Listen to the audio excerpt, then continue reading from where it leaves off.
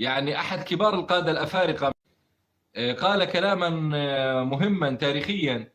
قال: إذا كانت مكة المكرمة قبلة المسلمين وكان الفاتيكان قبلة المسيحيين، فإن الجزائر قبلة الأحرار والثوار. Mohamed! Hey, Malcolm! Comment ça va, mon frère? Qu'est-ce que tu fais là? Je partais pour l'aéroport. Oh merde, nous on arrive à l'instant. Et tu vas où? Nous partons pour le Libéria. Tiens, je te présente Maya Angelou, Monsieur Wang Ha, ambassadeur de Chine, et Monsieur Tahir Caïd, ambassadeur d'Algérie. Dis-moi, où est-ce que tu me conseilles d'aller? Je veux tout voir. Va d'abord en Algérie, voir Ben Bella. Et ensuite, va à la Mecque et à Médina. J'en reviens. J'ai fait mes 7 tours autour de la Kaaba. Ah oui? J'ai prié au lever du soleil. 2 millions de pèlerins venus de partout, tous vêtus de blanc. Les riches et les pauvres, tous pareils. Oui. Des musulmans blonds aux yeux bleus, des Arabes, des Africains, des Indonésiens.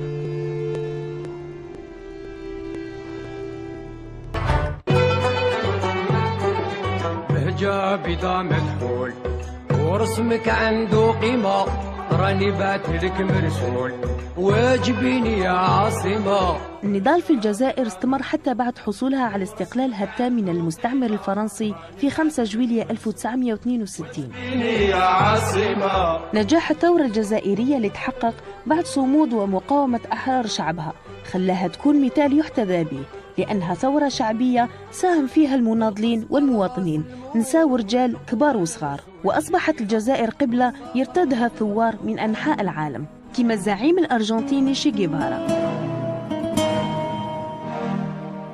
Bestias fueron las hordas hitleristas, como bestias son los norteamericanos hoy, como bestias son los paracaidistas belgas, como bestias fueron los imperialistas franceses en Argelia.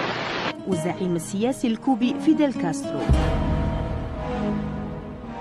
وزاد القائد الفلسطيني ياسر عرفات، والأمير الكمبودي نوردوم سيهانوف، والناشط السياسي الأمريكي إلريج كليفر، حتى أنهم كانوا يملكوا مقرات خاصة.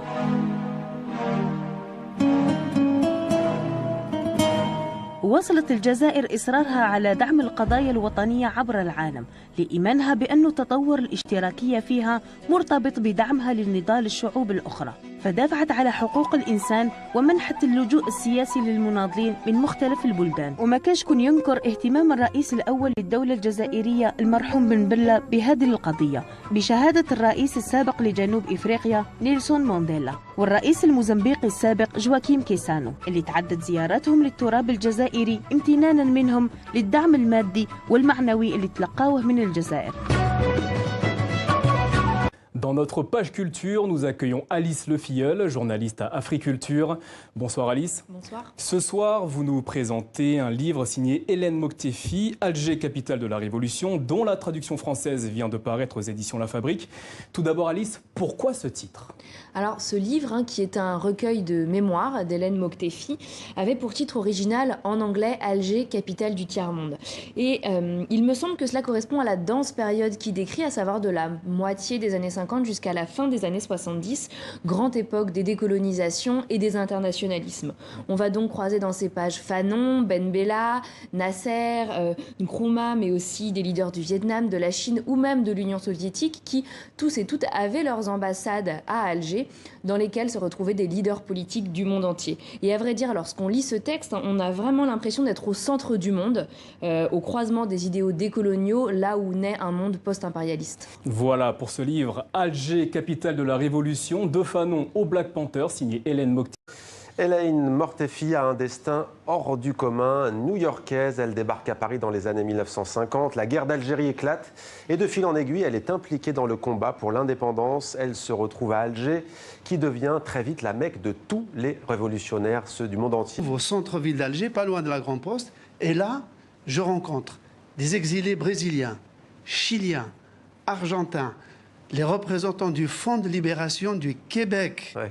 Normand Roy et Michel Lambert, qui se faisaient appeler Salem et Salim, les représentants du Front de libération de l'Angola, du Timor oriental, de Mozambique, de la Guinée-Bissau, des Basques, des Irlandais, c'était une babel internationale dans laquelle moi, adolescent, petit dessinateur, je me retrouve. Et j'ai croisé évidemment les Black Panthers. J'allais au centre culturel, au centre d'information des Black Panthers, rue du Douche Mourad, où il y avait les affiches de dessinateurs Emory Douglas.